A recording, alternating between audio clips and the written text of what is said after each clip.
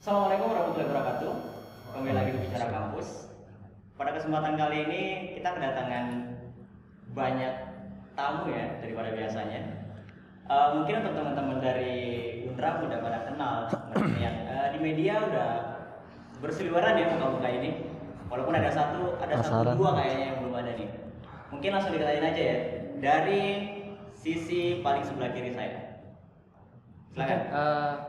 Halo semua, assalamualaikum warahmatullahi wabarakatuh. Selamat sore semua. Swastiastu, namo buddhaya, salam kebaikan bagi kita semua.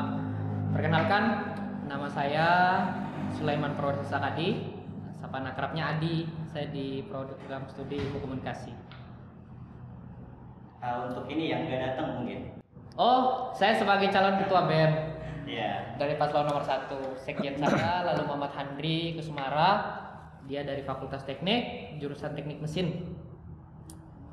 Dan sekjen saya tidak dapat gara-gara miskomunikasi dari itu kesalahan dari Bicara Kampus. tim Bicara Kampus juga. Tapi tidak apa-apa karena saya buat menjaga profesionalitas Bicara Kampus, saya tetap hadir. Semangat buat kita semua, semangat. Sekian, terima kasih. Thanks banget ya. Oke. Assalamualaikum teman-teman semuanya. Selamat sore mahasiswa Unram. Kenalin saya Hamidi, Muhammad Isnin Hamidi, calon sekjen paslon nomor 2. Saudara saya Bang Yudhistira sore ini nggak bisa hadir karena kemarin beliau balik dari Dompu ke Mataram itu sakit, sampai hari ini sedang sakit. Ya, akhirnya saya menggantikan di sini. Mau cepet sembuh lah ya. Amin, amin. Next. Assalamualaikum warahmatullahi wabarakatuh. Waalaikumsalam. Om Swastiastu, namo buddhaya, salam kebajikan untuk kita semua. Salam sejahtera. Perkenalkan, saya Muhammad Rian Hidayat, mahasiswa Fakultas Hukum Universitas Mataram. Dan ini pasangan saya. Halo semuanya, perkenalkan nama aku Desa Kamau Purandari. Aku dari Fakultas Keguruan dan Ilmu Pendidikan, FKIP, biasa dipanggil Desa, panggil aja Desa. Sekarang semester 5, sama kayak calon ketua. Semester 6. Oh iya, semester 6. Aku masih gak bisa lupa. Untuk measure ya, Desa dan Iya, iya. laki-laki yang di sebelahnya itu paslon, bukan ya, jadi ya Siap. Pasangan calon. Siapa tahu. Bismillah. Aman. Pertama teman-teman ya, makasih banget kalian udah mau hadir di sini. Ya. Aku tahu kalian sekarang lagi di masa-masa yang antara ada kebingungan dan tidak ya, karena pemilihan entah diundur atau tidak. Iya. Udah.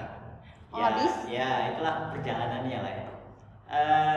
Mungkin hal yang paling ngebuat aku penasaran ya, ketika berbicara masalah paslon ataupun pemira, ini kalian masing-masing antara calon ketua maksudnya dan calon wakil ketua itu ketemunya emang anak tongkrongan banget, bareng gitu berdua dari dulu, atau dipertemukan oleh seseorang di tongkrongan. Mungkin dari mana nih? Oke, makasih Mas. Nah. Saya sering ketemu sama Mas Tera. Bukan sering sih, udah beberapa kali podcast di DPM juga kita ketemu. Kalau saya ketemu sama saudara saya Handri, tentu atas dasar kesulitan mahasiswa teknik yang ingin kembali berkontestasi di dalam pemilihan raya mahasiswa. Sehingga hadirnya kami samaan 3 tahun di pusat kemahasiswaan di PKM. Dan kebetulan sekjen saya juga jadi ketua Kopma, saya sering bertukar pikiran segala macam, dan titik klimaksnya adalah ketika kita sama-sama berkomitmen untuk membawa perubahan BEM Unram ini untuk lebih baik. Benar-benar kita atas dasar disari keyakinan bahkan kesamaan visi kita untuk bisa, tanpa ada orang ketiga, keempat, kelima, dan beberapa orang. Berarti pertemuannya di PKM ya. Kisah cinta kalian tuh terjadi di PKM. Silakan Hamidi. Oke. Makasih Bang Tera. Kalau saya pribadi ketemu sama Yudis itu pertama kali ya Bang Tera. Kita ketemu di BEM itu pertama kali di kepengurusannya Irama Juang. Itu Bang Yudis di Mendagri, saya di Sosmas. Itu ketemu pertama kali. Dan selesai dari sana kita sering-sering buat agenda pribadi, ketemu ngobrol gitulah, santai gitu. Akhirnya terjalin komunikasi yang cukup ini, dan kita dipisahkan waktu itu oleh amanah masing-masing. Bang Yudis di Pertama di Masterindo, saya di Voke, terus lanjut di BEM FKIP beliau, dan saya lanjut di organisasi eksternal namanya FOSE. Nah, dari sana kita agak jarang komunikasi, tapi setelah itu selesai amanah ini kita kembali lagi, sering komunikasi lagi dan diskusi mengenai hal ini tentunya hingga terbersit itu angan-angan yang coba kami realisasikan untuk kemudian kami sama-sama maju berkontestasi di Pemira BEM Unram gitu ya. Itu sih ininya pertemuannya. Jadi kami cukup intens lah diskusi untuk mengenai perpolitikan kampus. Itu sih Bang Tera. Untuk pasangan ini. Jadi ada sedikit hal menarik nih, Bung. Bos. Awalnya pertemuan kita itu seperti ibarat lagu lah. Kita harus menulis lirik lagu itu, kita harus mencari kata-kata. Jadi saya mencari sosok seorang yang sangat untuk bisa menyatukan seluruh mahasiswa. Nah di posisi itu seketika bertemu dengan dia di tongkrongan. Seperti kata Bung tadi memang benar bahwasanya tongkrongan itu memang benar bisa terjadi menyatukan satu cinta. Dari hampir 30 ribuan mahasiswa. Ya. Ngeri sekali itu. Ada tongkrongan yang bisa menyatukan kata-kata menjadi lagu itu. Nah, Oke, menarik. ya. Menarik. Kalau aku sih bener katanya Yayat tadi.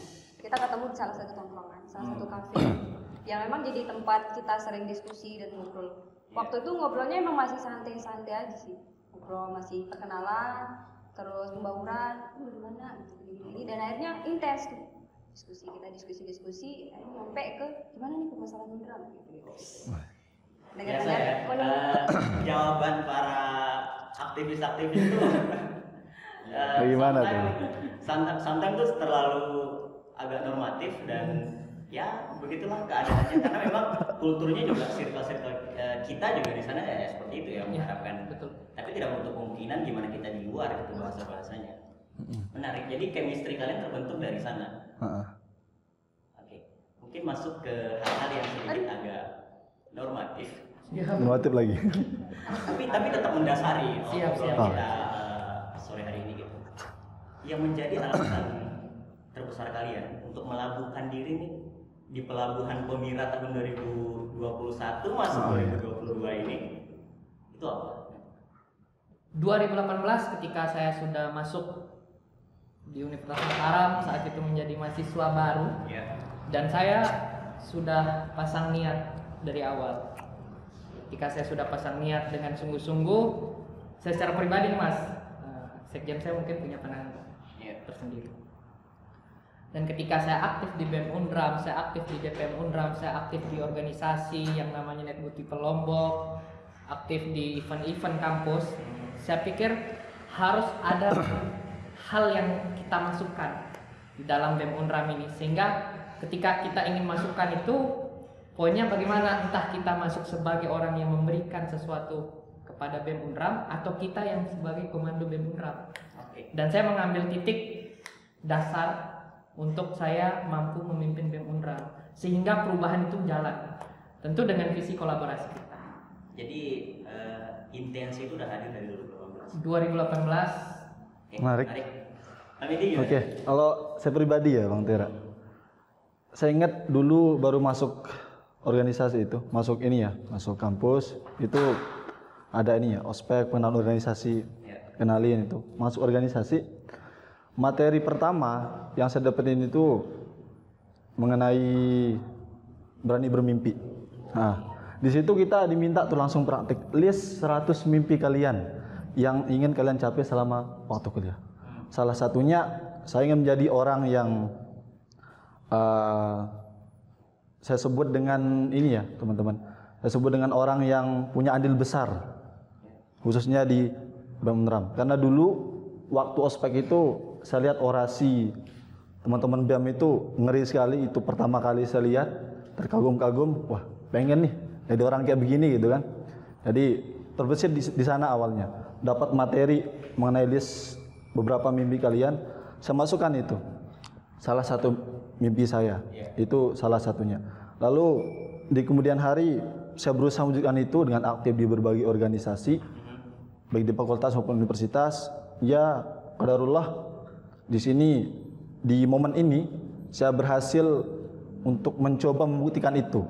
Masalah hasil nanti kita bicara lain waktu lah. Semoga Bang Chris untuk jadi komando yang seperti Adi juga omongin itu bisa checklist ya. Amin. Silakan. Jadi kalau dari kami tersendiri, ibaratkan pelabuhan tadi, kami berlabuh terus mencari, namun ditemukan di satu sisi itu suatu pemikiran yang berbeda. Dari perbedaan tersendiri saya bersama pasangan calon, kami bisa menyatukan perbedaan itu. Dan ternyata satu pandangan itu memang benar menciptakan kekuatan. Secara tidak langsung posisinya saya masih kurang ragu-ragu untuk naik. Namun saya menemukan sosok desa di sana saling melengkapi, dan alhamdulillah kami bisa tetap berjuang bersama satu pandangan untuk menciptakan harmonisasi. Oke. Menarik. Kalau dari diri aku pribadi, saya pribadi, waktu itu emang baru masuk ke Unram, mikir saya mau jadi orang yang bermanfaat. Cukup dari sana hal-hal sekecil itu. Saya mau jadi orang yang bermanfaat. Gimana caranya? Itu kan banyak. Gimana caranya? Wadah yang mana mau kita tempuh, mau kita arungi banyak. Sampai akhirnya semester 5 dan ada pengaruh. Maksudnya timbul suatu dukungan selain dari diri sendiri, ya hadirnya kita dengan gagasan itu, dengan ide itu sih.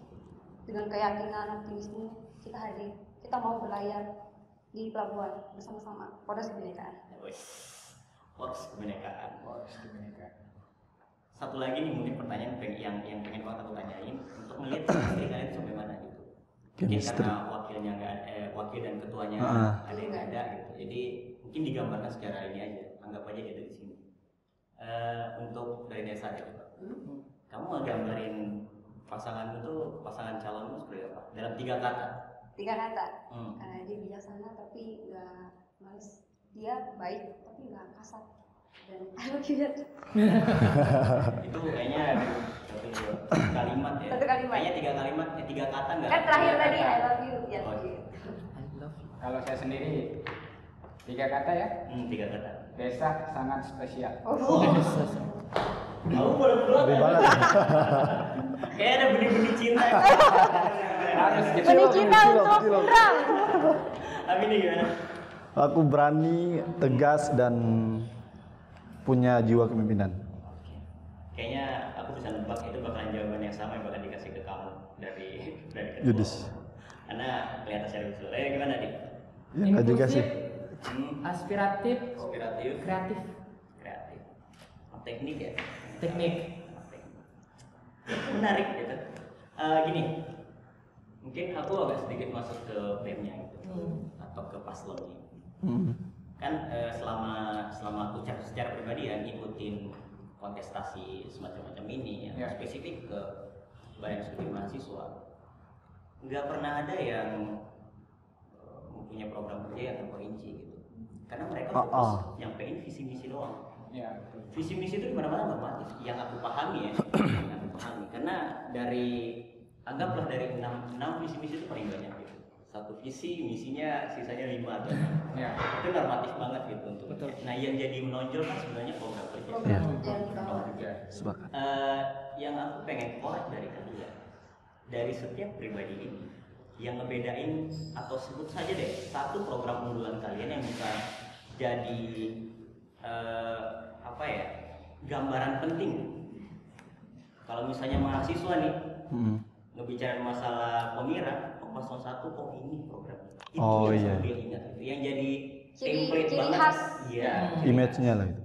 Buat mahasiswa itu apa? Mungkin dari Hamidi gimana? Dari saya. Tentu sebelum ke sana ya, kita sepakat bahwasanya untuk menciptakan sebuah solusi yang konkret untuk diimplementasikan.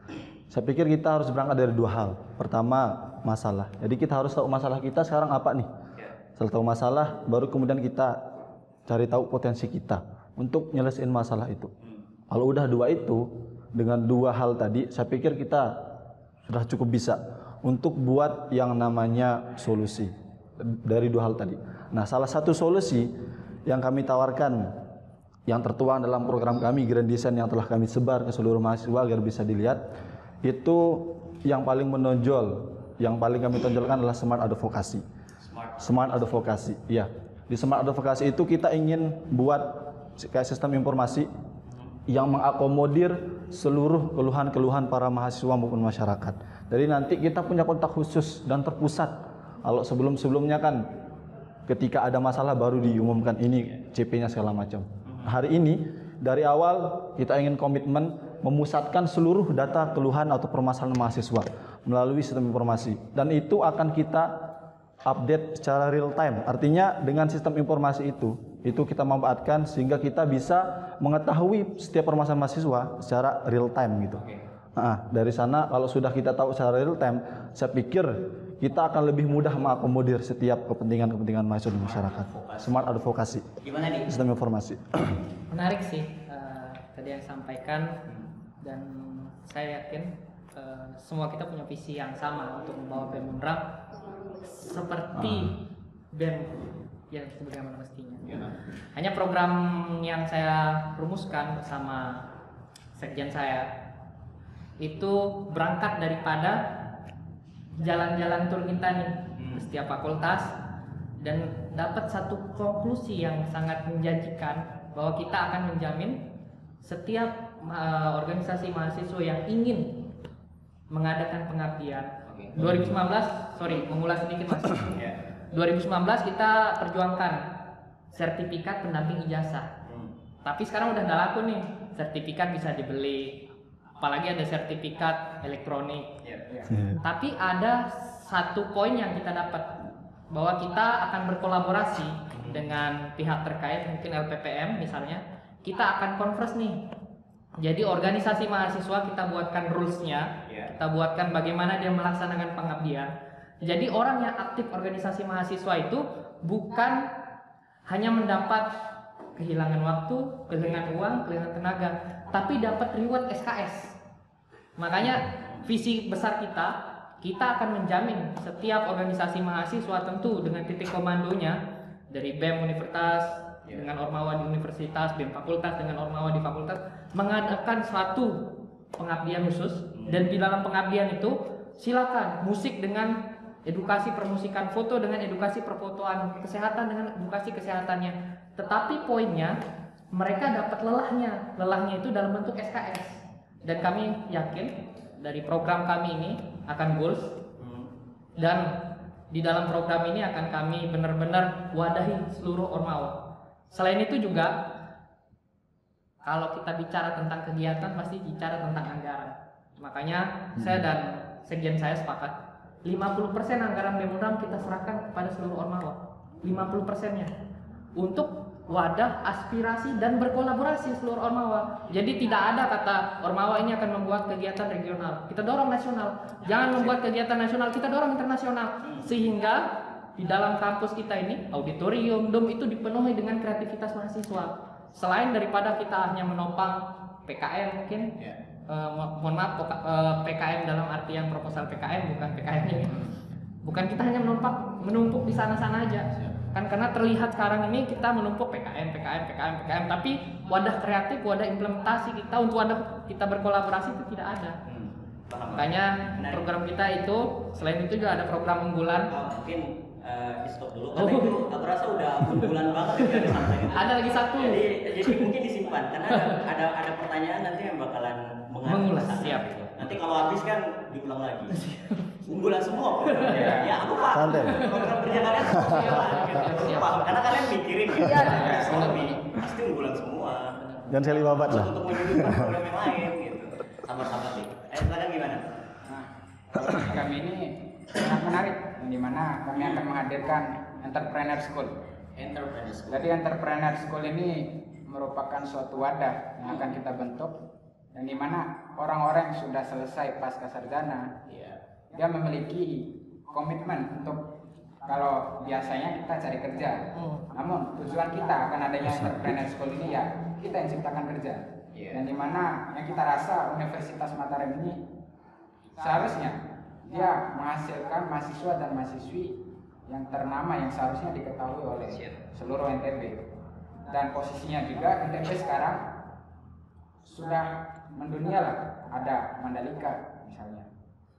Jadi wirausaha, usaha-usaha pengusaha akan hadir di sana dengan adanya kita bentuk suatu pelatihan. Di pelatihan ini kita akan menghadirkan pengusaha-pengusaha muda, pengusaha-pengusaha sukses, yang dimana dia akan menjelaskan, memaparkan dengan berbagai bagian-bagiannya nanti. Kemudian bukan hanya sebuah pelatihan yang akan disampaikan, namun relasi akan terjaga sampai ke depannya, sehingga para pengusaha-pengusaha tingkat nasional terlebih internasional akan kami hadirkan. Dengan satu sisi, untuk ini keharmonisan muncul baik dari mahasiswa-mahasiswa yang ada, kita bisa menghadirkan yang dimana berdaya saing internasional untuk Unram yang berkemajuan. Yang mungkin Benar, hadirnya Entrepreneur School, program unggulan yang kami angkat, itu memang dikhususkan untuk sarjana-sarjana yang lulusan dari mahasiswa Universitas Mataram. Jadi mereka nanti setelah lulus itu sudah sepak terjangnya itu udah jelas. Mereka siap menciptakan sebuah lapangan pekerjaan dan bukan sebagai pencari kerja gitu sih. Simpelnya kayak gitu. Objeknya sama, subjeknya yang berbeda. Ada yang fokus ke advokasi, mahasiswa aspirasi, kemudian ada yang spesifikasinya lebih kepada bagaimana permasalahan bisa membangkiti semuanya. Kemudian sisi lain yang diangkat adalah entrepreneurship gitu, which is that's good gitu. Cuman yang jadi satu permasalahan kalau misalnya kita bicara masalah kalau mahasiswa nih dihadapin sama badan eksekutifnya, hal template yang selalu ke highlight itu terkait dengan kalau misalnya tadi udah disampaikan sih sama Hamidi. Kalau misalnya aku punya keluhan nih, kan secara individu aku nggak bisa langsung ke birokrasi dan ujuk-ujuk langsung ke sana. Betul. Demo yang banyak aja belum bisa nulis, belum tentu, apalagi cuma sendiri kan. Siapa lu gitu. Jadi apa sih program kerja yang bisa membantu kalian untuk lebih responsibilitasnya itu lebih meningkat gitu terkait dengan keluhan, terus problematika yang di grassroots ini parah banget di akar rumputnya mahasiswa. Aku nggak bakal mulai dari Hamidi karena tadi dia udah menjelaskan salah satu program kerja. Mungkin Desa silakan. Jadi selain Entrepreneur School, kita sebenarnya itu punya 5 program unggulan. Itu salah satunya tadi. Yang kedua itu ada, ya ini kan. Yang kedua itu ada namanya Unram. Apa namanya? Aplikasi. Kita bakal nyiptain sebuah aplikasi. Kolaborasi muncul di sini. Itu bakalan hadirin orang-orang teknik yang memang bergiat pada bidangnya. Orang-orang teknik akan menciptakan sebuah aplikasi, di mana aplikasinya ini untuk menampung semua permasalahan-permasalahan Unram. Mulai dari permasalahan dia gimana caranya branding UKT, permasalahan UKT, terus kemudian permasalahan dalam internal juga boleh. Jadi di dalam aplikasi kalau mau jelasin lebih rinci, ada fitur-fitur khususnya. Di sana akan terbagi, fitur-fiturnya akan terbagi antara lembaga legislatif DPM dan lembaga eksekutif BEM sendiri. Kemudian ada informasi-informasi yang sifatnya itu responsif tadi dari birokrat. Jadi orang-orang yang mageran nih nggak perlu lagi jauh-jauh ke Unram, cuman perlu akses aplikasi yang kita sediakan. Beres. Jadi apalagi kalau misalnya mahasiswa umum ya, rata-rata teman-temanku kan pada nggak ini ya ke PKM. Kalau misalnya mereka mau datang, paling anjir ngapain sih? Ini bukan circleku, kenapa? Malu juga. Ini mereka orang yang selalu begadang tiap malam. Ini mahasiswa kelar gitu rasanya. Jadi tapi kalau misalnya nggak butuh effort yang banyak sih, cuma tinggal buka aplikasi yang udah kita sediakan. Jadi mau lanjutin gimana? Jadi aplikasi Unram Care ini bukan hanya sekedar aplikasi yang dinamai aplikasi karena kemajuan zaman ini sekarang teknologi. Karena adanya teknologi, kita menciptakan sebuah aplikasi sehingga secara tidak langsung kita akan mengurangi kita malas-malasan, kita hanya baca WA atau bermain game. Itu akan kita hilangkan yang adanya aplikasi. Tanpa diketahui dan tanpa sekalipun kesalahan dari aplikasi Unram Care ini sebagai aduan aspirasi seluruh mahasiswa dan fitur-fitur yang sudah dijelaskan tadi. Tapi kan aku nggak mungkin ninggalin gameku cuma buat Kan kalau muncul permasalahan. atau mungkin bisa nambung Game lebih utama. Dia inget dikit bisa Dari sebuah wadah, bisa dicari lah itu ini. wadah dalam teknologi. Midi sekali lagi jelasin tadi terkait dengan. Saya pikir tadi menarik soalnya. masuk juga smart advokasi, tapi saya pikir kami punya lebih simple smart advokasi yang nggak perlu download lagi karena aplikasi itu udah tersedia di seluruh gadget yang ada di kita mahasiswa gitu. Nantilah surprise-nya gitu. Terus kelanjutan dari Smart Advokasi nih untuk mengakomodir setiap keluhan mahasiswa gitu ya. Setelah kita adain Smart Advokasi itu kan secara real time, masalah semua mahasiswa tuh datang segala macam. Setelah itu kita mau adain dialog bareng. Kita tahu betul bahwasannya mahasiswa Unram itu nggak sedikit dan punya latar belakang berbeda. Nah, ini saya pikir kalau kita satukan sudut pandang berbeda, cara pikiran berbeda, kalau kita satukan saya pikir kita akan menemukan karya besar untuk sama-sama kita kerjakan gitu ya. Salah satunya adalah mendialogkan atau mendiskusikan setiap permasalahan mahasiswa bersama mahasiswa Unram. Jadi setiap elemen mahasiswa itu kita libatkan di sana. Nah, setelah kita dialogkan nanti akan ada hasil dari dialog kita itu yang kemudian akan kita advokasikan ke birokrasi. Itu wujud konkret setelah adanya Smart Advokasi, kita dialog bareng. Itu sih. Menarik. Hah. Proses keluhan udah, chemistry udah. Aku pengen masuk ke ini hal juga yang paling fundamental gitu bagi mungkin manusia di Indonesia kali ya. Ini kalau misalnya baca enggak nonton deh gitu channel YouTube tentang teori mungkin namanya dari luar ya. Aku pernah nemu satu komen yang nyeleneh banget gitu. Gimana tuh? Dia bahasa Inggris, dia bilang gitu.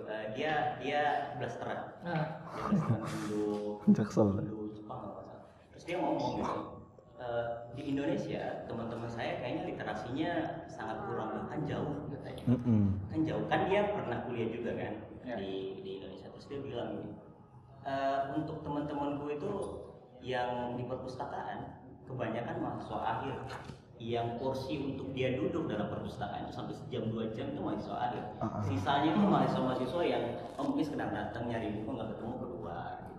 Nggak berusaha untuk duduk di sana dalam beberapa waktu misalnya untuk membaca atau mungkin nggak ada kelas terus ke sana itu nggak pernah gitu. Apalagi balik ke Unram. Beberapa isu-isu terakhir kan terkait dengan literasi keperempuan dan segala macam. Kelihatan tuh dari badan eksekutif mahasiswa. Ini langsung aja kita tembak ya. Dari badan eksekutif mahasiswa mengeluarkan satu statement yang menurutku itu sangat bagus kalau misalnya kita working on the edge gitu kan gitu. Di pinggiran-pinggiran bagus banget, tapi setidaknya tahulah resikonya kalau misalnya dia kepleset gitu. Dan itu aku rasa mereka kepleset. Dan itu narik kesimpulan bahwasanya hipotesa sih kesimpulannya literasi kita di Unram kurang gitu. Lihat dari yakin banget tahu kalau misalnya kalian mau ke perpustakaan melihat daftar pustakawan yang hadir pustakawan lagi bahasa lihat daftar hadir perpustakaan besar kemungkinan sangat sedikit gitu. Apalagi kalau dilihat dari estimasi waktunya ya sangat minim gitu. Perpustakaan Unram udah kayak taman baca taman baca gitu segala macamnya. Kehadiran kalian untuk memberantas hal ini untuk mengikis masalah kurangnya literasi khusus spesifik ke mahasiswa Unram ada nggak tercantum di bawah? Silakan siapapun terserah. Saya mungkin. Terima kasih. Sebenarnya ini udah masalah dari 2017 tentang bagaimana pengaksesan. Sebenarnya dalam literasi juga kita sangat menopang karena ya kita sangat bodoh lah kalau tidak mau membaca dan kurang akan menulis. Kenapa kita tidak bisa mengakses jurnal internasional? Itu tanda tanya terbesar. Di Unram. Itu dari 2017. Padahal sekarang udah open access banget ya. Masih belum. Oh 2017. 2017 sampai sekarang masih belum. Khususnya masih Unram. Mungkin akses jurnal internasional.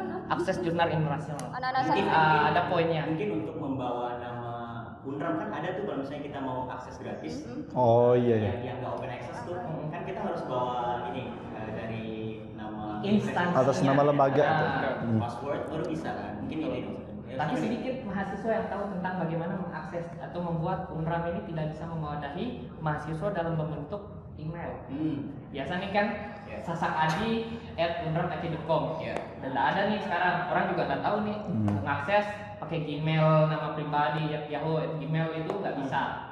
Makanya kita bentuk website khusus untuk mahasiswa yang ingin banget, bahkan kita sambil mengedukasi seluruh mahasiswa, ayo buat akun Unram, buat email Unram, karena di dalam itu kita bisa mengakses dan menopang literasi. Jadi kita jemput nih ke Magelang, mahasiswa yang biasanya Mobile Legends, Free Fire dan lain-lain, kita jemput nih, kita jemput dengan akses sambil tiduran, akses sambil makan. Tapi setidaknya poin literasi internasionalnya itu dapat. Hamidi gimana? Oke. Cukup jauh berarti ya ini yang tadi. Tapi sejauh pemantauan saya, karena saya juga aktif juga di kepenulisan segala macam, sering ikut ini itu segala macam di kepenulisan lah gitu. Saya pikir bukan hanya itu masalahnya, kemudahan akses, tapi masih masalah itu masalah dasar.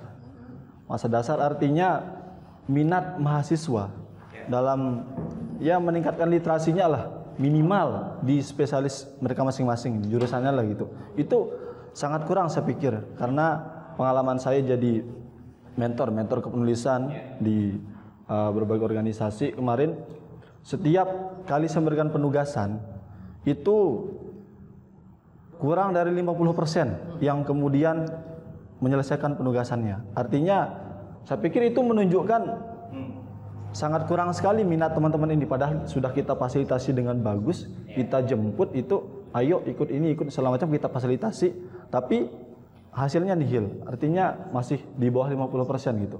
Nah, saya pikir solusi yang kemudian harus kita tawarkan adalah selain kemudahan akses ya, harus mengembangkan lagi minat dan keinginan mahasiswa dalam hal kepenulisan, literasi dan sebagainya. Itu dulu yang perlu kita perbaiki sebelum kemudian kita memudahkan akses. Karena kalau udah ada minat dari mahasiswanya, saya pikir itu kesulitan akses itu bisa kita berantas itu. Dan untuk mencapai minat itu Caranya di program kami Grand Design itu ada namanya berkarya bareng.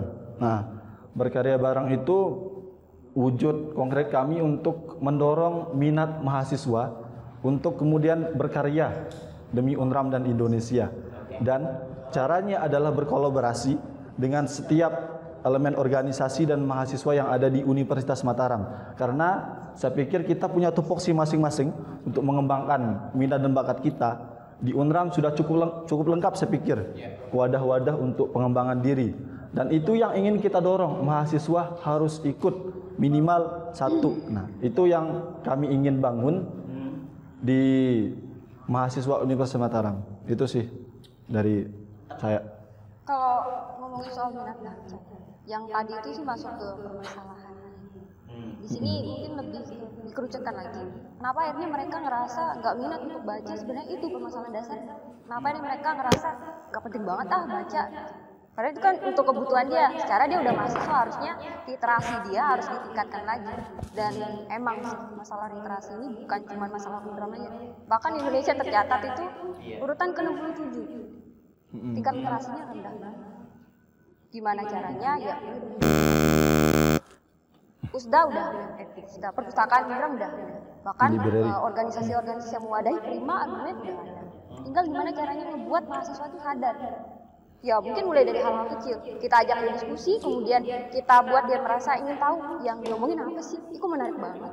Kan ada banyak ya, mulai dari baca novel, terus komik, kemudian filsafat mungkin yang lagi banyak dicari sama orang, hal-hal kecil seperti itu. Dan kita bakalan berkolaborasi untuk meningkatkan hal ini kemudian dengan organisasi yang mewadahi prima, argumen dan lain sebagainya. Intinya gimana kita berkomitmen dengan hal itu, gimana kita memunculkan kesadaran dalam diri kita bahwa membaca itu sebagai salah satu bentuk kita untuk tahu seberapa luas dunia ini. Jadi kan kita nggak harus keliling dunia untuk tahu gimana luasnya dunia kan. Dari membaca itu impactnya luar biasa.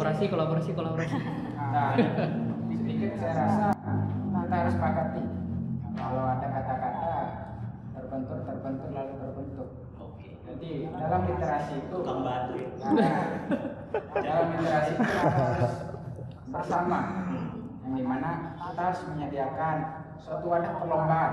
Secara tidak langsung orang akan terpicu, akan sama-sama semangat untuk memenangkan perlombaan. Jadi kami Poros Kebinekaan akan menghadirkan sebuah perlombaan pekan literasi namanya. Dari pekan literasi ini ada namanya, dari perlombaan itu sebelumnya ada pelatihan dulu, sosialisasi mengenai pekan literasi. Menurut pekan literasi ini dalam grand design kalian itu benar-benar selama 1 minggu sekali atau 1 tahun Akan kita bagi sekali? nanti. Ini kan sifatnya insidental nanti. Oke.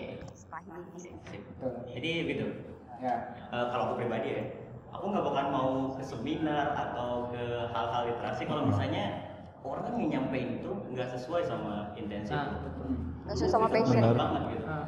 Look itu penting, materi belakangan lah gitu. Betul. Heeh. Begitu belakangan, look itu penting banget untuk sebagai pemikat gitu. Tadi menarik banget gitu terkait dengan bagaimana cara kalian untuk menggait semua manusia-manusia yang makan untuk baca ini. Karena yang Desa bilang tadi 67 ya. Urutan 67. 67 gitu Indonesia. Dan kalau misalnya kita spesifik bicara masalah Unram, aku baru buka tadi ya website webometri atau apa ya, pokoknya university rankings gitu loh. Kamu nggak lihat rankings Peringkat. peringkat universitas. Unram itu 39, I think 39, dan ada spesifikasinya tuh. Masuk tadi terkait dengan Tingkat bagaimana literasi. open akses itu Open terhadap access. bacaan-bacaan itu nggak terbuka gitu. Itu salah satu Tantangan. iya matriks yang di spesifikasi yang ada di sana terkait dengan hal itu, karena bacaan kita kurang, akses kita untuk hal itu kurang gitu. Karena nggak kemungkinan, bahkan even itu misalnya di Indonesia ada beberapa website yang kita nggak bisa baca. Kita ke Pusda pun Pusda ini deh gitu. Dengan tidak mengecilkan, ada beberapa buku yang Udah usah. nggak banget sih untuk kita Belum diperbarui. kita lihat. Udah Mungkin usang. itu sedikit ini. Aku pengen masuk ke satu isu. Tadi kita udah bahas, kalian udah nyampein ini kan Apa? udah kampanye nih dari ini selama hampir 30 menit. Bosan dengerin. Diskusi. Akhir-akhir ini kan kita dihadapin sama Apa? persoalan keperempuanan, Mm-mm. problematika terkait dengan Iya. ada banyak yang trigger tuh. Nasional kita ada Kemendikbud, ada Permendikbud 30 tahun Betul. 2021. Di Unram kita punya permasalahan terkait dengan ada kekerasan seksual, ada harassment lah gitu. Yes. Dengan tidak mengecilkan dan menuduh siapapun, tapi kita lihat tuh di grassroots itu ada, di bawah itu anak mahasiswa ada. Mungkin nggak mungkin sih kalian nggak dengar gitu untuk Iya. hal itu. Terus juga ditambah dengan postingan dari eksekutif mahasiswa. Mm-mm. Bukan Iya, iya. pengen ngelihat itu baik atau tidak, enggak baik atau tidak kita nggak bisa nilai di sana. Cuman dengan ngelihat respon yang ada dari masyarakat Unram, itu agak sedikit menggelitik nih kita bahas gitu. Mm-mm. Dari pandangan kalian masing-masing terkait dengan isu keperempuanan ini, Kekerasan seksual. bisa masuk ke sana segala bentuk keperempuanan, segala bentuk harassment lah atau pelecehan lah, kekerasan Yeah. lah, segala macamnya. Karena di Unram juga yang aku tahu nggak ada peraturan terkait dengan itu. Yes, Udah that's it. berkali baca pedoman tuh nggak ada. Kalian gimana? Ketika nanti diizinkan oleh Tuhan Betul. bisa merangkul jabatan, Mahasiswa. bisa tackle it di atas Hmm.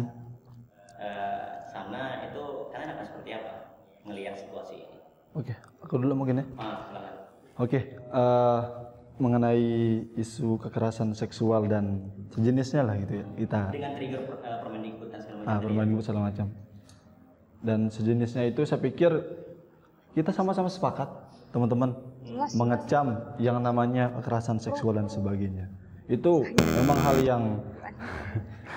yang hal nggak patut untuk dilakukan. Karenanya ketika kami terpilih nanti kami akan berkomitmen untuk kemudian mengawal dan melindungi para perempuan yang ada di Universitas Mataram gitu ya. Dan wujudnya pun tertuang dalam grand design yang telah kami sebarkan itu forum perempuan yang akan lebih fokus kepada Women Crisis Center. Crisis Center. Crisis Center. Itu sebagai wadah khusus untuk para perempuan mengeluh kesahkan setiap masalahnya. Karena saya pikir perempuan ini butuh ruang khusus. Terus yang ngadepin itu Hamidi. Ada bidangnya nanti di Ada Bemudra. juga. Ada bidang khusus Ada lah pemberdayaan begitu. perempuan. Kirain ya, aku pengen ikut jadi mentor. Lanjut. Transgender dulu Bang. Oke, jadi Women Crisis Center itu tempat berkeluh kesahnya perempuan, karena saya pikir perempuan itu butuh ruang khusus untuk mengekspresikan setiap keinginannya dan mengadvokasikan setiap permasalahannya. Dan kami akan wadahi itu. Itu sih wujud konkret kami untuk menyelesaikan dan mengawal isu keperempuanan ini gitu. Permendikbudristek tahun nomor 30 tahun 2021 tentang PPKS, penanganan dan pencegahan kekerasan seksual. Aku pribadi sebagai mahasiswi perempuan khususnya sangat-sangat setuju. Kenapa demikian? Karena ini merupakan suatu tembusan. Ini bagi saya nih, ini merupakan kado yang sangat spesial. Karena bukan lagi ditanganin, tapi bakalan dicegah. Bahkan di pasal 1, itu setelah aku baca, itu ada dia bilang mewajibkan untuk menciptakan sebuah satuan tugas untuk penanganan dan pencegahan kekerasan seksual. Jadi aku nggak perlu lagi ngerasa nggak nyaman kalau misal aku ada di salah satu circle yang baru, dan itu mungkin isinya beberapa orang yang terkesan intimidasi, nggak perlu lagi takut akan hal itu karena udah jelas ini Permendikbudristek ini maksudnya kemana.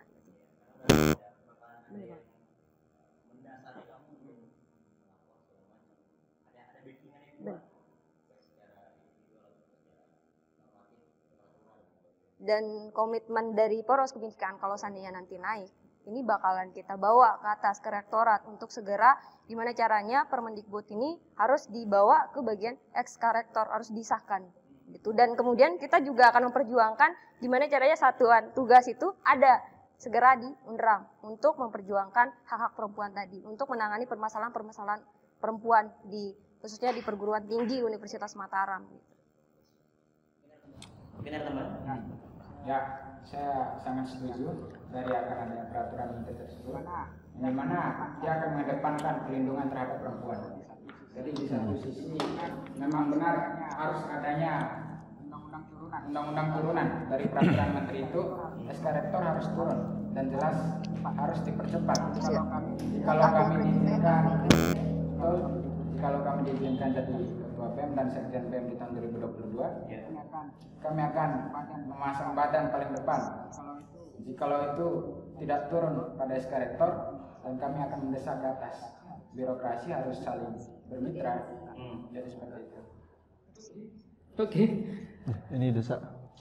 Mendesak. Iya dong. Mendesak. Harus ini diperjuangkan hak perempuan. Tadi yang disampaikan ini betul-betul benar-benar pure gagasan. Iya. Ketika saya di DPM Unram, kita DPM Unram membuat surat terbuka kepada rektor terkait kekerasan seksual di bidang kemahasiswaan. Iya. Bahkan yang mungkin not publish, teman-teman BEM, kawan-kawan yang lain sedikit anti terhadap feminisme ini. Tapi saya sedikit anti dan sedikit anti karena karena gagasan dibangun feminisme, dalam realisasi anti feminisme. Bagaimana kan? Jadi sebenarnya pro, aku benar pro. Ya, saya lanjutkan dulu. Habis ini kita kolaborasi. Kan? Iya. Saya benar-benar Siap. untuk mewujudkan, saya sudah memberi bukti bahwa saya sangat mendukung terhadap feminisme. Dengan langkah awal pasti DPM. Lewat DPM kita sudah tuangkan nih aspirasi mahasiswa yang melapor, ada yang disuruh buka cadar, ada yang dipegang tangannya, ada yang dengan alibinya, ada bisa dibuka. Kekerasan seksual itu mati. Visum psikologi pun ada sekarang. Makanya kalau lebih pure kita nggak mengambil program nih terkait feminisme ini, malahan kita dorong ada namanya organisasi mahasiswa UKM PIKM Cerah, yang dimana di dalam itu PIKM Cerah sebagai wadah konseling kepada mahasiswa. Kalau masih kurang percaya dengan mahasiswa, ada namanya UPT bimbingan konseling.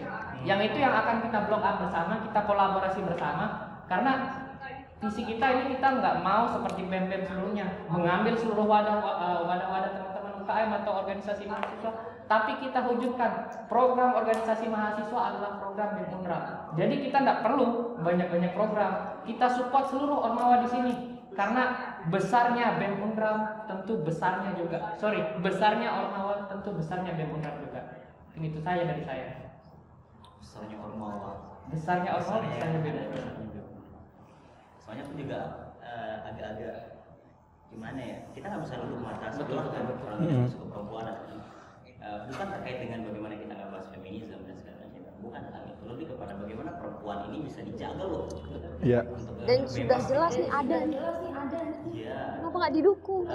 Beberapa hal misalnya kayak catcalling dan segala macamnya itu benar-benar kayak Bentuk kekerasan seksual secara verbal itu. kita yang kena kan. Catcalling itu bentuk kekerasan seksual yang verbal. Apalagi Tapi nggak menutup kemungkinan juga misalnya sesama perempuan mungkin Desa juga punya teman-teman atau mungkin Desa sendiri yang ngalamin ya sebagai seorang perempuan. Beberapa kali ada pembelaan dari laki-laki misalnya di publik nih, tapi respon si perempuan yang dibela itu malah sedikit agak ngeselin gitu. Apaan sih campur dan segala macem. Dia anggap itu bisa dia tangani sendiri sehingga orang yang laki nolongin dia ini rada-rada dipandang gimana gitu. Mencuri kesempatan. Iya, itu dia yang buat Betul. bukan ngarah ke perbedaan pandangan. Iya, pandangan doang sih. Mungkin kalau misalnya para laki-laki ini atau pelaku ini di edukasi, si perempuan ini perlu dideketin lagi gitu loh. Perlu di Jangan cuma perlu dideketin lagi dalam sisi misalnya psikologisnya mungkin lebih edukasinya lebih soft dan segala macamnya. Keduanya harus diedukasi dengan posisinya masing-masing kan, antara si pelaku dan tidak gitu. Hal seperti itu mungkin harus kita temukan. Ya, karena Ini itu hal yang paling dekat dengan kita ya. ya. Terkait dengan si perempuan. Akhir-akhir ini. Terakhir. Apa yang buat kalian masing-masing itu spesial? Paslon 1, 2, 3 dari poros kebinekaan, terus Unram Unity. Kolaborasi Garuda. kolaborasi Garuda. Ini nama-namanya nggak pernah ada yang ini ya? Mirip-mirip semua sih. Pernah yang kenapa sih harus kolaborasi apa? Poros kebinekaan. Poros kebinekaan. Itu punya filosofinya kita tuh, Pak. Kayak Ada gimana sih, Mas? filosofi. Dulu sebelum kita tutup nih, soalnya aku udah mau tutup nih. Sebelum Oke. tutup, aku pengen tahu itu. Kenapa namanya poros kebinekaan? Iya. Mulai dari poros. kebinekaan. Itu sebenarnya atau Yayat mau jelasin? Jadi poros kebinekaan. Ada poros, ada kebinekaan. Iya. Poros ini artinya sumber.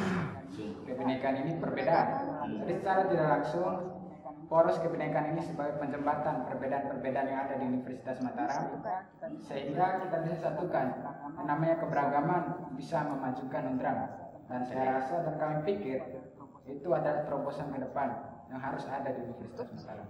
Sorry to say, that's why mungkin Desa dan kamu jadi Itu sudah menggambarkan poros kebinekaan. Menjelaskan kebinekaan. Menjelaskan bagaimana keberagaman dalam diri kita berdua itu ada.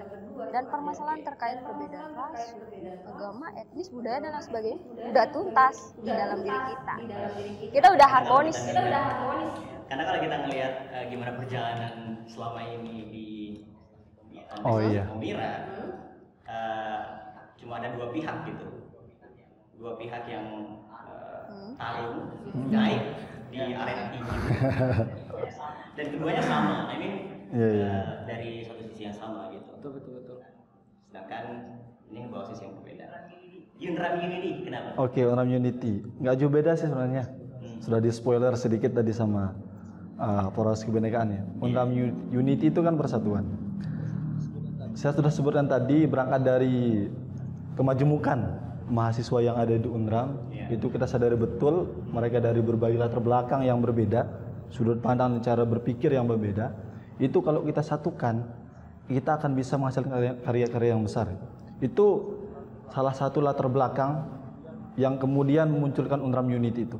Kami ingin mempersatukan setiap elemen, setiap latar belakang yang ada di kampus kita itu menjadi satu, mengeluarkan gagasan bahkan karya yang satu yang berguna untuk Unram dan Indonesia. Itu filosofinya lah itu.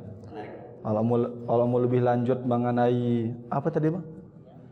Mengenai yang ini setelah filosofi nama.